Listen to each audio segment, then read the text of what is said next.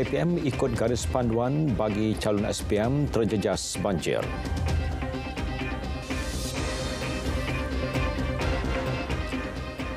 Assalamualaikum, salam Malaysia Madani, berita tengah hari bersama saya Muhammad Shah Musa.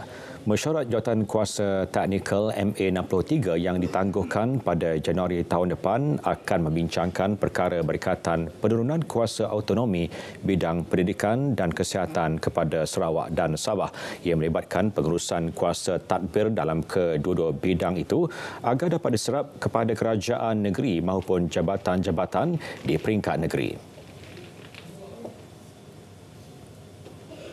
Ada beberapa perkara lagi yang belum selesai yang sedang dibincangkan oleh Jawatan Kuasa Teknikal dan Jawatan Kuasa Kerja.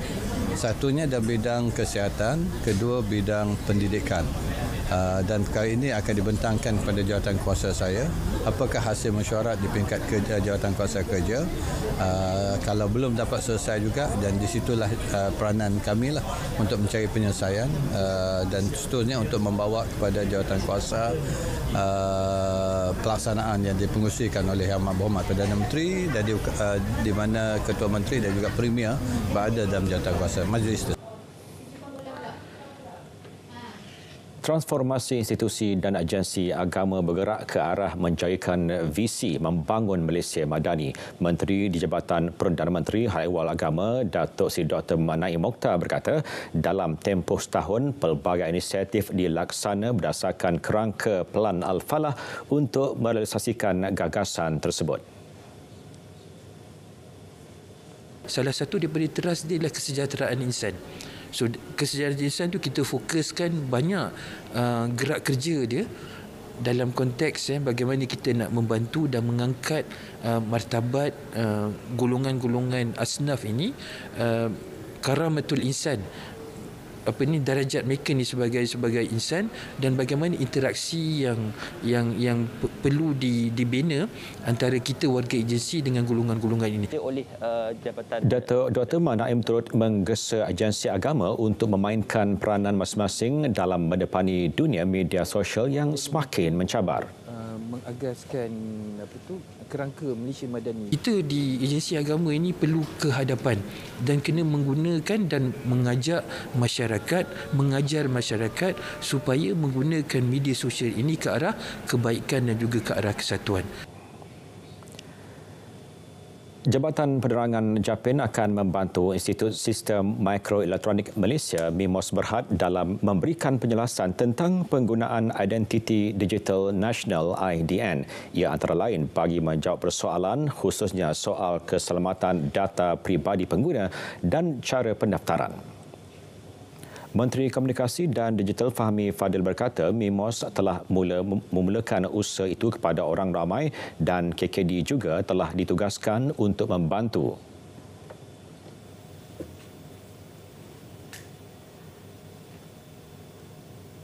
KKD juga telah ditugaskan untuk membantu, jadi insya-Allah dalam masa terdekat Jabatan Penerangan akan membantu pihak MIMOS menerbitkan soalan lazim, FAQ, dan juga mungkin satu penjelasan dalam bentuk video yang sangat ringkas, sangat mudah.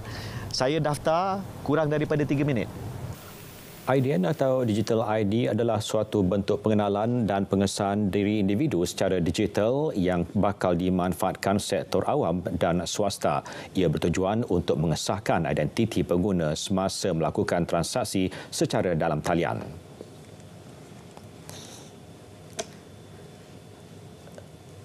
Perubahan dijangka berlaku pada kedudukan Ketua Pembangkang di Parlimen susulan kemenangan Datuk Seri Dr. Ahmad Syamsuri Mokhtar semalam. Menteri KKD Fahmi Fadil berkata, Menteri Besar Terengganu itu boleh dilantik sebagai Ketua Pembangkang selepas mengangkat sumpah sebagai Ahli Parlimen. PAS berjaya memenangi PRK Kemaman dengan majoriti besar, menewaskan Jeneral Besar Tan Sri Raja Muhammad Afandi Raja Mamak Noor dari Barisan Nasional. Penting signalnya di sini ialah nampak seperti PAS sangat confident dan ada calon, ya, Perdana Menteri. Mungkin selepas ni langkah seterusnya setelah beliau angkat sumpah mungkin beliau akan dinobat sebagai ketua pembangkang. Jadi kita serah kepada mereka lah untuk buat keputusan itu. Kemenangan itu bagaimanapun tidak mengubah komposisi kerajaan di Parlimen. Malah pihak kerajaan akan berusaha lebih gigih untuk memastikan khidmat kepada rakyat termasuk di Kemaman tidak diabaikan. Kementerian Pendidikan KPM akan mengikut garis panduan yang ditetapkan bagi menghadapi kemungkinan banjir buruk sehingga menjejaskan perjalanan peperiksaan sijil pelajaran Malaysia SPM bulan ini. Menterinya Faldina Siddiq yakin persiapan menghadapi peperiksaan terbesar itu bermula 5 Disember ini berjalan lancar walaupun berlangsung ketika musim monsun Timur Laut MTL. Garis panduan dan juga persiapan-persiapan kita, pemindahan dan sebagainya sekiranya berlaku banjir dan juga seperti mana yang tahun lepas kita juga ada apabila ada peperiksaan yang terpaksa dihentikan kerana putus perjalanan dan sebagainya, jadi kita akan buat peperiksaan ulangan. Jadi semua itu telah pun kita siapkan dalam garis panduan dan juga persiapan kita. Sebanyak 5,063 buah sekolah sebelum ini diumumkan telah diwarta sebagai pusat pemindahan banjir bagi menghadapi bencana dan sesi persekolahan tetap berjalan seperti biasa. SPM akan bermula 5 Disember melibatkan kira-kira 260,000 calon ujian amali sains.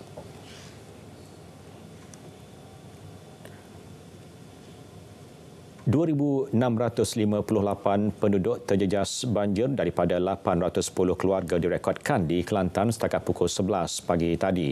Daerah Pasir Mas menjadi daerah yang paling terjejas setakat ini. Perinciannya langsung bersama-sama Nur Alia Ramli. Silakan. Baik, terima kasih. Seketika ini saya berada di Kampung Padang Licin, Pasir Mas, Kelantan bagi meninjau keadaan semasa situasi banjir di negeri ini. Dan seperti sedia maklum, daerah Pasir Mas merupakan daerah paling terjejas setakat ini apabila merekodkan seramai lebih 2,000 penduduk terjejas banjir yang kini berlindung di 10 pusat pemindahan sementara PPS sekitar daerah ini setakat pukul 11 pagi tadi. Jadi untuk perkongsian lanjut, saya kini bersama Pengarah Pengurus Bencana Negeri Kelantan, Encik Nik Muhammad Nur. Nik Ishak, Assalamualaikum. Waalaikumsalam warahmatullahi wabarakatuh. Ya. Mungkin tuan boleh kongsikan keadaan terkini banjir di negeri Kelantan ini setakat ini macam mana? Okey, sehingga jam 11 pagi tadi seramai 810 mangsa telah dipindahkan dan melibatkan 2,698 orang mangsa. Ketua isi rumah 810 dengan melibatkan 2,658 mangsa di 4 jajahan di negeri Kelantan, dan Pasir Mas adalah antara tertinggi. Dalam menghadapi situasi ini, bahagian pengurusan bencana bersama sekretariat kita APM dan agensi-agensi pengurusan bencana telah bersedia dengan kekuatan logistik seperti kita mempunyai dan menugaskan 7,147 orang anggota dan pegawai dengan 432 buah kenderaan pacuan 4 roda, 111 jenis lori, bot 242 dan trailer bot 153. Kita juga menyediakan collapsible tent sebanyak 15,481 unit untuk memudahkan gerakan menyelamat kepada mangsa-mangsa. Dan suka cerita dimaklumkan juga bahawa pihak 8 Brigade Panglima 8 Brigade telah menyediakan dan menggerak-aturkan seramai 603 orang anggota daripada pegawai dan lain-lain pangkat untuk membantu sekretariat dan juga untuk membantu kita dalam melaksanakan gerakan menyelamat. Okey tuan, dari kita lihat belakang ni ada jalan yang tutup tuan. Mungkin tuan boleh kongsikan antara jalan-jalan yang tutup di negeri Kelantan ini macam mana tuan? Ya, khusus untuk Jajah Pasir Mas ada beberapa jalan telah ditutup, seperti jalan Pengkalan Rakit di Lemak di Padang Licin di sini, SK Gua Tok Deh ditutup semua kepada semua kenderaan. Di Banggu Kulim juga, jalan Banggu Kulim juga ditutup kepada semua kenderaan. Jalan Balai Polis Jeram Perdah ditutup pada semua kenderaan, dan dua lagi jalan iaitu Jalan Penglima Bayu dan Jalan Tok Deh ke Gua Periuk juga ditutup semua kenderaan. Baik, terima kasih Tuan atas perkongsian itu tadi. Baik, jadi bagi penduduk di kawasan rendah sentiasa diingatkan untuk berwaspada dan mendengar arahan pihak berkuasa dari semasa ke semasa. Saya kira setakat itu dulu perkongsian dari Kelantan. Kembali ke Angka Sepuri. Baik, terima kasih Alia. Seorang remaja lelaki berusia 13 tahun dihadapkan ke Mahkamah Magistrate Sungai Petani atas pertuduhan cubaan merompak seorang pemandu kenderaan e-hailing. Tertuduh bagaimanapun mengaku tidak bersalah ketika pertuduhan dibacakan di hadapan Magistrate Khairatul Animah Jelani. Tertuduh yang merupakan pelajar tingkatan 1 didakwa di bawah Seksyen 393 Kanun Keseksaan yang membawa hukuman penjara maksimum 7 tahun dan denda jika sabit kesalahan. Mahkamah kemudian membenarkan ikat jamin sebanyak RM2,000 dengan seorang penjamin dan menetapkan 17 Januari 2024 untuk sebutan semula kes. Dalam kejadian 27 November lalu, remaja tersebut cuba menikam dada kiri seorang pemandu e-hailing berusia 65 tahun. Bagaimanapun, pemandu berkenaan sempat merampas pisau dan menggigit tangan suspek sebelum suspek melarikan diri. Perbuatan remaja berkenaan berjaya direkam kamera papan pemuka di dalam kenderaan berkenaan dan tular di media sosial. Kerajaan Johor memberi jaminan sumbangan diterima pelbagai pihak untuk rakyat Palestin akan diterima sepenuhnya penduduk negara itu. Setakat 19 November lalu, RM2.58 juta telah diserahkan melalui tabung akaun amanah kemanusiaan rakyat Palestin yang diselia Kementerian Luar Negeri.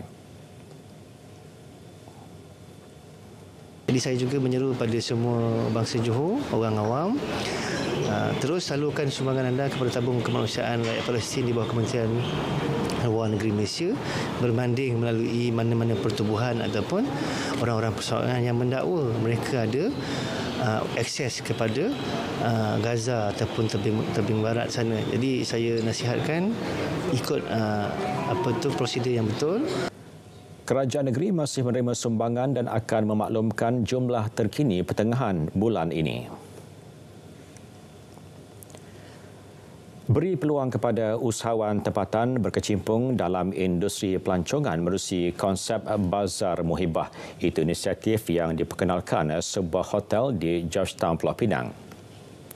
Hotel butik Citadis Connect Georgetown menyediakan ruang kepada usahawan tempatan menempatkan produk mereka di ruang legar hotel di Lebuh Nordin. Bazar Festival dengan konsep muhibah ini dibuka sepanjang tahun khususnya ketika musim perayaan. Saya tengok memang muhibah, memang dia ada include perayaan untuk Deepawali, Chinese New Year, Christmas and also Hari Raya.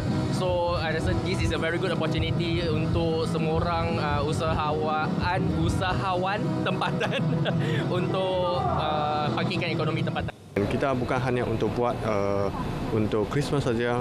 That's why kita main nama bukan panggil Christmas Bazaar. Kita panggil Festive Masih. So why Masih is disebabkan itu yang nama France Market. Dan kita buat untuk muhibah, bukan hanya sesiapa yang celebrate Christmas saja, tapi semua. Kalau you nampak semua yang tepi-tepi punya booth semua, bukan hanya untuk Christmas barang, tapi ada Chinese New Year, ada Malay punya food, ada Indian punya food, ada clothing semua. Festive Market atau Bazaar Festival dirasmikan Adun Pangkalan Kota Wong Wee Hang. Seramai 61 pelajar diploma College Universiti Islam Perlis KUIPS menjayakan program jalinan kasih ummah di Pusat Jagaan Teratak Rahmat. Pelbagai aktiviti dilaksana termasuk aktiviti kerohanian selain menyantuni 42 anak-anak pusat jagaan tersebut yang berusia 5 hingga 16 tahun. Menurut Pengarah Pusat Bahasa dan Pengajian Umum PBPU KUIPS Anas Zakwan Muhammad Sobri, program ceramah kesihatan turut dilaksana melalui pengisian modul kognitif dan kesihatan diri. Ia memfokuskan kemahiran kognitif dalam meningkatkan pembelajaran dan kesedaran penjagaan diri. Pelaksanaan program sebegini antara matlamat kursus khidmat ummah yang telah disyaratkan oleh Jabatan Pengajian Tinggi JPT bagi pelajar-pelajar diploma di KUIPS. Ia dalam usaha melatih pelajar dengan realiti kandungan hasil pembelajaran melalui perancangan dan pelaksanaan program yang berimpak kepada masyarakat.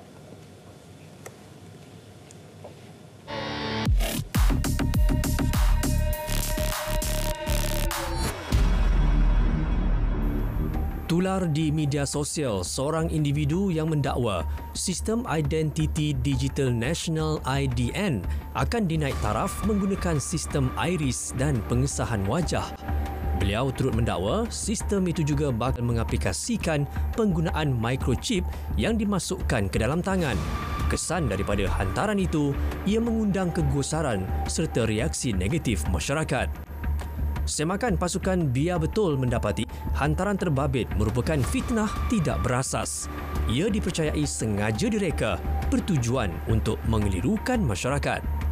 Kata kononnya ada SIM card tu masuk dalam badan, chip tu dan sebagainya. Jadi saya harap dengar penjelasan dari Mosti, dari KKD sebelum kita berikan komentar. Kerana komentar itu akan menjejaskan keyakinan rakyat dan kita akan terbelakang dengan negara lain dah maju ke depan. Perdana Menteri turut menjadi individu pertama memiliki kemudahan digital ID berkenaan. My Digital ID ini tidak akan mengambil gambar mata, cap jari atau masukkan chip ke dalam tubuh badan anda. Ia adalah sistem pengesahan identiti digital berasaskan pengkalan data Jabatan Pendaftaran Negara tanpa menggantikan sistem MyCard. Menjaga perpaduan dan keharmonian negara adalah tanggungjawab bersama. Henti penyebaran berita palsu, tindakan tegas menanti mereka yang terlibat. Jika anda terima bahan fitnah atau disyaki tidak betul, segera lapor ke MCMC. Biar betul, tak pasti, jangan kongsi.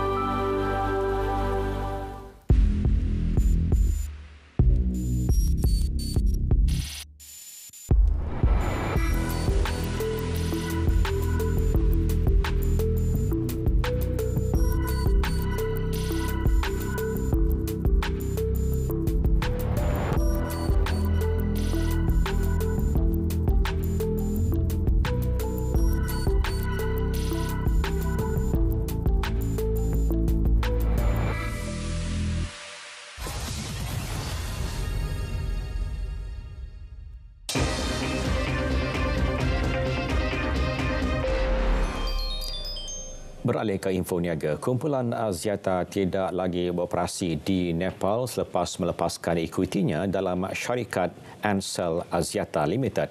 Axiata Investments UK Limited milik penuh kumpulan Axiata memeterai perjanjian jual beli tanpa syarat dengan Spectra Light UK Limited membabitkan penjualan Reynolds Holding Limited yang memegang kira-kira 80% kepentingan ekuiti dalam Ansell Axiata Limited. Dalam pernyataan kepada Bursa Malaysia, Axiata berkata keputusan meninggalkan Nepal adalah berdasarkan penilaian terperinci situasi perniagaan di negara itu. Tindakan meneruskan operasi dalam ketidaktentuan pengawalseliaan dan percukaian tidak adil adalah sesuatu yang bukan lagi mapan untuk Axiata. Axiata memasuki pasaran Nepal pada 2016 susulan pengambil alihan Reynolds pada harga belian $1.37 bilion Amerika dengan 80% kepentingan ekuiti.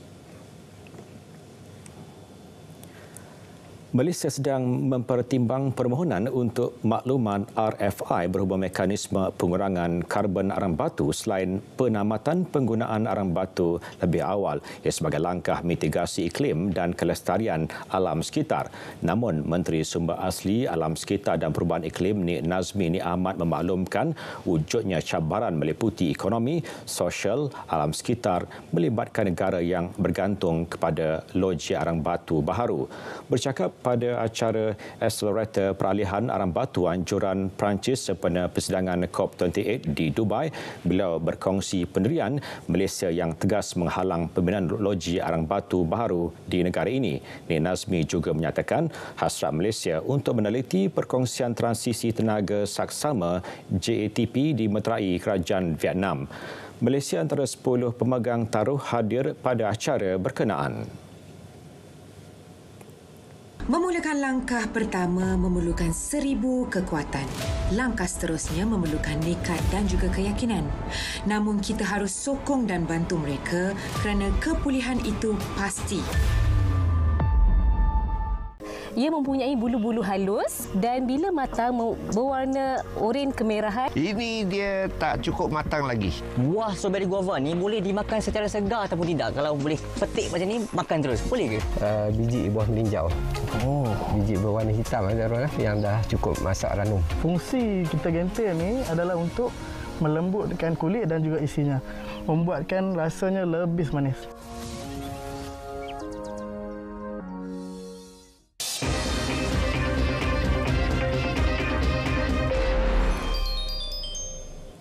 Perkembangan luar negara, lebih 200 orang awam termasuk kanak-kanak terbunuh dalam serangan udara, darat dan laut tentera Zionis di seluruh semenanjung Gaza semalam.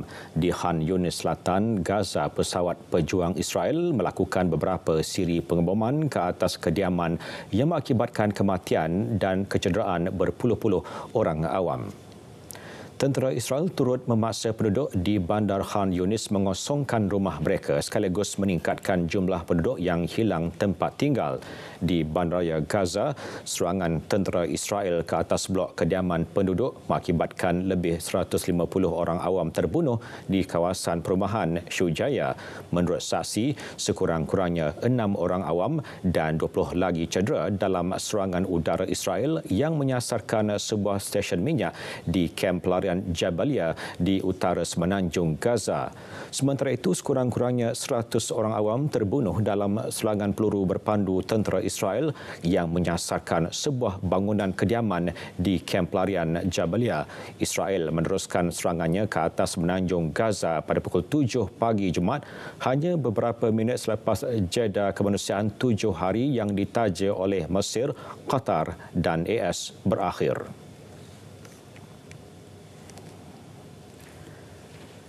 China mengalu-alukan semua usaha yang kondusif untuk mencapai gencatan senjata dan meredakan ketegangan konflik Palestin-Israel. Semua pihak harus bersungguh-sungguh melaksanakan keselamatan PBB Resolusi Majlis 2712 dan resolusi berkaitan sidang khas tergempar Perhimpunan Agung. Menurut jurucakap Kementerian Luar Wang Wenbin, Israel dan Hamas mencapai gencatan senjata selama 4 hari Khamis lalu dengan pengantaraan Qatar dan Mesir. Sejak gencatan senjata dikuatkuasakan, kedua-dua pihak telah menukar 3 kelompok tebusan. Walaupun menghadapi kesukaran dalam melindungi orang awam, usaha harus dilakukan untuk membantu mereka. Pusingan konflik Palestin-Israel ini telah berlarutan selama lebih 50 hari mengakibatkan kematian yang besar dan bencana kemanusiaan yang teruk. China telah berulang kali menegaskan bahawa keganasan tidak boleh membawa keselamatan sebenar dan penggunaan kekerasan tidak boleh mencapai keamanan yang berkekalan. Sekumpulan lelaki bersenjata bertindak menyerang sebuah bas di Chilas dekat utara Pakistan semalam. Serangan itu telah menyebabkan 8 penumpang maut dan mencederakan sekurang-kurangnya 15 yang lain. Jurucakap Wilayah Kerajaan Muhammad Ali Johar berkata susulan serangan itu tiada kumpulan yang mengaku bertanggungjawab manakala motif serangan tidak jelas. Serangan di wilayah berkenaan juga dilihat semakin meningkat. Ketegangan turut meliputi beberapa kawasan yang dituntut oleh Taliban Pakistan atau lebih dikenali sebagai Tahrik-i-Taliban TTP. Pekan Terbabit juga terkenal sebagai destinasi persinggahan untuk pelancong serta berada bampiran projek pembinaan empangan yang disokong China.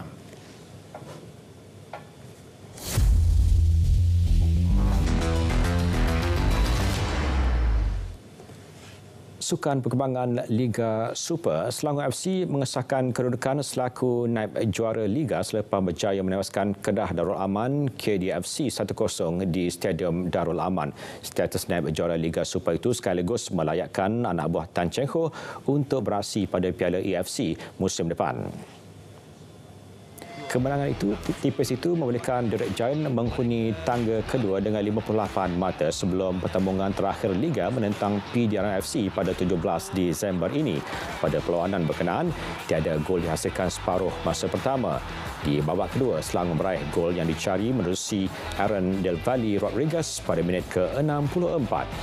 Gol tersebut terhasil menerusi kuisan cantik bola lintang daripada Brandon Gunn yang disambar Arundel dan menewaskan penjaga gol Kedah Kalamullah Al-Hafiz. Tersentak jaringan itu, pasukan tuan rumah yang dibimbing Nafuzi Zain kembali mengatur serangan. Namun, keampuhan pertahanan Selangor berjaya mematahkan serangan Kedah. Selangor mempertahankan satu jaringan yang dimiliki hingga tamat aksi sekaligus mengesahkan tempat untuk beraksi di Piala AFC musim depan.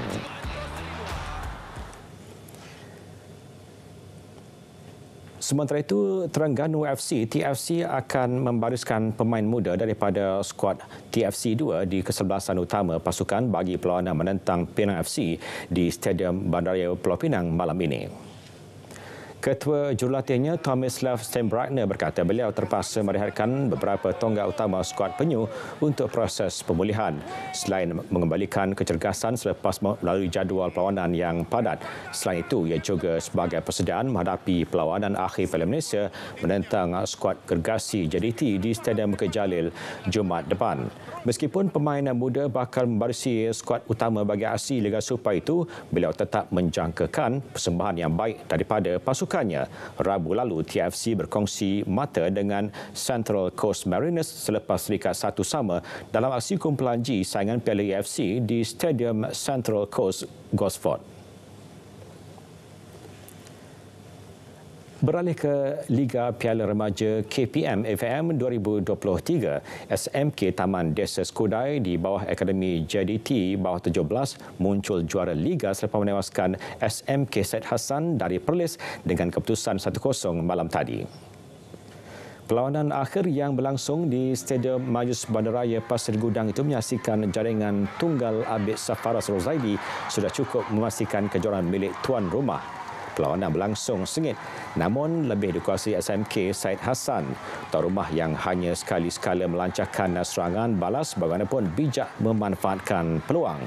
Minit ke-31 menyaksikan Abid Safaras berjaya meloloskan diri ke dalam kawasan penalti lawan untuk menewaskan penjaga gol Muhammad Alif Hakimi. Keputusan 1-0 kekal hingga whistle penamat sekaligus membolehkan SMK Taman Desa Skudai muncul juara kategori bawah 17 edisi ke-16 itu.